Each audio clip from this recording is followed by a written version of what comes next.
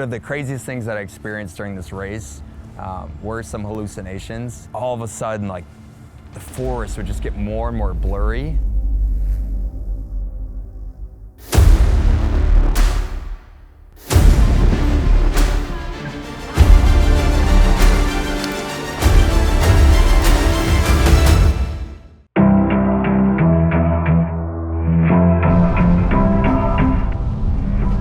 Welcome to the video. Today we are going to take on a 200-mile race. We are on the way there.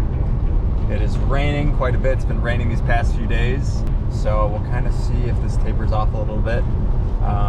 But getting excited for the race. We're about an hour and a half until we get to the location. We'll set up the tent, set up food, and then very shortly we'll get into this 200-miler. We are here. We have the tent set up. It's a lot faster than when we did it for Last Man Standing. We lucked out. We were driving around the parking lot a bunch. The race director set us up with a really nice spot. We have the tent right behind us, so it'll be really nice coming here. Can hop in the car if I need to. Don't have to walk too far to the tent. It's right behind us. Got all of our food situated, everything all good to go. And now just waiting for the pre-race meeting, which will take place in about 20 minutes. I'm excited to get into it. So we'll get into pre-race meeting, and then it's time to take off this 200-miler.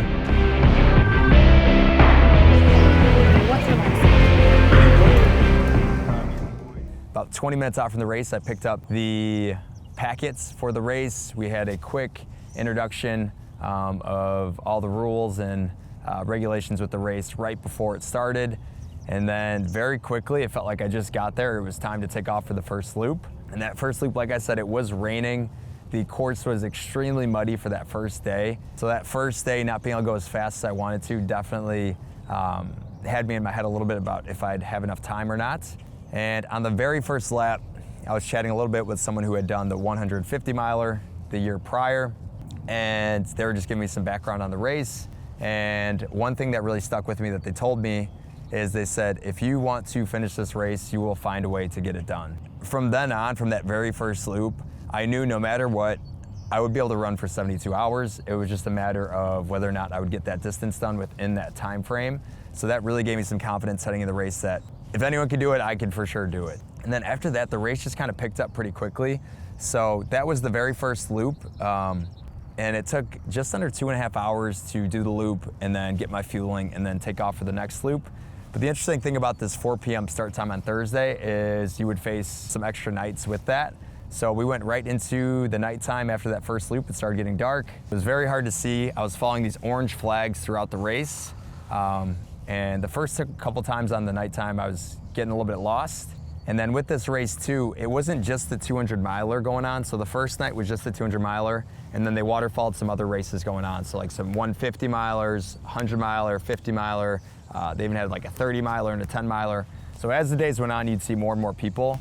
But that first night was by far the loneliest because there was only 14 of us who did this race. So we were very spread out throughout. You really didn't see anyone the nighttime at all. You're just kind of running on your own. I wasn't too concerned with the first night. So the first night kind of flew by. On the second day of the race, it started to get a little bit nicer out. I was very surprised that the mud started to dry up a bit on that next day. This day, my whole focus was just gain as much ground as I can to put myself in good position for those last few days, because something that was looming over me is I knew it was supposed to storm on the last day, and I really didn't want to leave myself with too much considering how hard it was to move in that mud. And the next day kind of flew by. My fueling was really on point. I had either like bagels or these Morton carb bars. For the majority of my fueling, I did a few apples, a few bananas here and there, and then did some of those like honey stinger waffles. Those were really nice because you could chew them quick, made it very easy to just keep moving forward. So the next day kind of just cruised by, and then we got in the nighttime, and my goal for the evening was I wanted to find people to run with. One, to keep me company, but another reason is the extra lights from their headlamps and from the lights that they had made it a lot easier to see, because that first night you can't even see your feet in front of you. There's one guy specifically who helped me a ton. He was just like so positive and just like made you want to just keep going, and he gave me a lot of good tips on the loop. But I kept telling him, I'm like, I'm so worried about this time. Like, I'm gonna be so much slower on this back half. I don't know how I'm gonna make the time. It's supposed to storm. I don't know. And I was so fixated on these like future loops and if I'd be fast enough. And he's like, if you start focusing so much on the loops, like you're gonna drive yourself nuts. He's like, just keep moving on every loop. If there's loops you feel good, attack it. If there's loops you don't, just move forward fast. And I really took that with me the rest of the race, and that was probably the most helpful tip I received the entire race, was just to keep moving and focus on controlling what you can control. And that really helped me the rest of the race, because there were some loops I was slow, there were some loops I was fast, but by attacking it that way, it really allowed me to get the race done within that 72-hour period. And then we headed into the nighttime. It got really cold, and that next day I started to get a little bit more tired. I was able to make it to the nighttime, and then once again I was able to find someone to run with, which was really nice. I was just kind of sticking with them for that next lap. After that lap, once we got towards like the second creek that they had on the course, I was barely able to make it across without falling in the water. I was so dizzy and just so exhausted. So this happened Saturday right around like 2 a.m. I went to sleep for the first time, and I was trying to figure out how long to go. I had my girlfriend calculate it out, Riley, and she had me sleep for 90 minutes. It is 2:30 a.m. Chase is now on lap 11 officially, which is exciting. This will be the longest that he's ever ran. He just took an hour and a half nap. He definitely needed it. He came back and the first thing he said to me was, I need to nap. So we let him nap for an hour and a half. I fear that maybe it would have been a little bit too long. However, once we were able to get him moving, he was able to get moving. I do expect this lap to be very slow. However, I know that he'll get it done. And then once he gets it done. So I slept for 90 minutes. It's my first time sleeping. And after that sleep, I felt so refreshed. I felt like I slept for like a month, was how it felt in the moment. I remember immediately coming back, knowing I was sleeping, and within like 2 seconds, I felt myself immediately fall asleep. And then after I woke up after those 90 minutes, my body was in the most pain it had been in the entire race. Everything had locked up, everything was hurting throughout my entire body. This was the most painful point of the race, was right then. But I knew I just needed to immediately get back on the trail and not get too comfortable and waste too much time. So I took down some quick fuel, chugged some caffeine, and then just went right back onto the course. Something that was kind of coming into play towards the end of the race is there were 2 creeks on the race, and in the beginning I'd asked someone else on the course, like, do people usually just go through them? Do they use garbage bags? Do they take their shoes off? I saw a lot of different methods used. I saw some people take their shoes off, go to the other side, dry their feet, and then put shoes back on. Some people use garbage bags. People use all different stuff throughout. And she had said everyone just goes through it. So first like 130 miles, I would just go through the creek. But what I noticed later on in the race is anytime I go through the creek, from my feet being so ice cold, the rest of my body felt like I was taking an ice bath. So the rest of my body would just lock up and just be in pain and sore and agony. And then it'd be hard to run right after I'd go through the creek. I'd have to walk for a little bit just for my body to finally go back to normal. And I realized I was wasting a lot of time not being able to run. So I had these boots that I got on Amazon. I started using those later on, and I'd put them over my shoes, and that was a game changer. That was like a huge fix with what was going on with having to walk after. And then I was able to cruise through these next laps. I felt really good all of Saturday. It was the nicest day in terms of like temperature-wise. The sun was out. Still was a little chilly, but just based on like the first few days and how brutal they were, I was in a really good headspace. I was making some really good ground, and I feel like those were some of the best times for that Saturday in terms of loops. But again, the thing looming over me was that time cutoff, and knowing that the last day it would storm, it would be muddy, and I'd be a lot slower. So that was kind of sitting in the back of my head.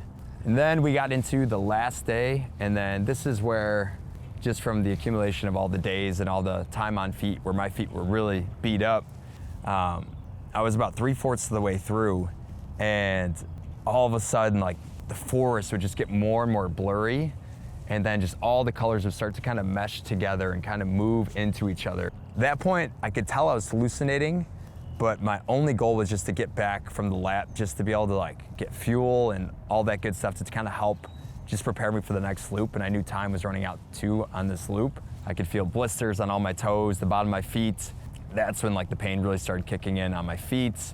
And I started chafing really bad too. So all of that combined just created a lot of pain. And the nice thing about it though was some of the other injuries that I had throughout the race kind of went away because I was in so much pain in those areas that's where the focus went. And then heading into the last day, I had about 3 loops left, and I knew I really needed to make up some good ground heading in the last day. So with that third to last loop, I literally took off and sprinted the whole loop pretty much. And that put me in some really good position to be able to even walk if I wanted to those last 2 loops and still make the time.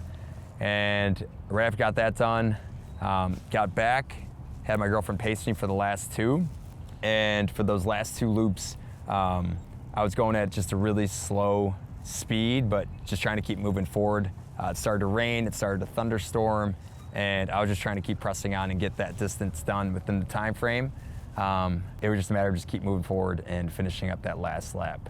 Some other big things that helped is about every 50 miles I would change my clothes, put some fresh clothes on, and just something as simple as that when you're just that exhausted and out in the wilderness for so long, just such like a morale boost. So during this race, it was a lot of highs, a lot of lows.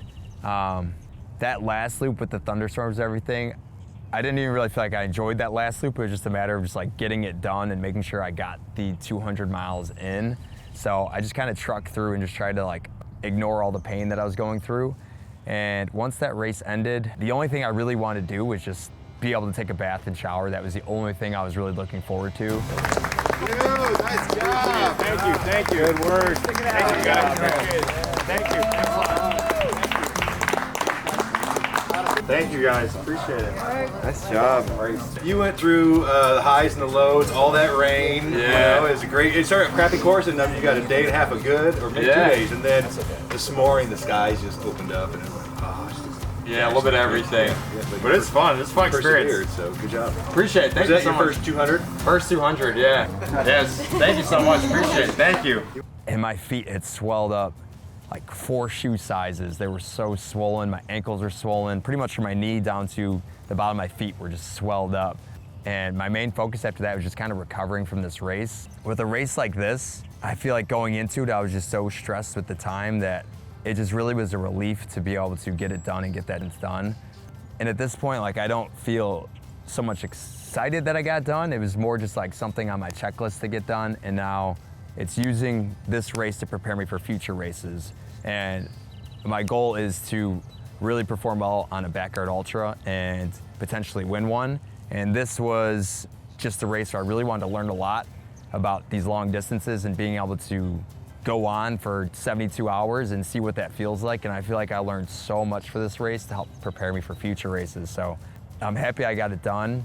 And I think a mindset that I see a lot of times when it comes to these races is, if I don't get it done, let's look at the silver lining of what I did on this race. I don't really see it that way. I see it as if you sign up for something and you have a goal, you either get it done or you don't. And if you don't get that goal done, then it's not like a pat on the back. You should figure out a way to be better next time and do it again.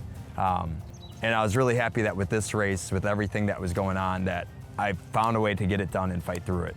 And then this is just helping prepare me for the future races, which I'm really excited for. But thank you so much for watching. If you have any questions, feel free to leave them in the comments. In the future, feel free to reach out to me on social media.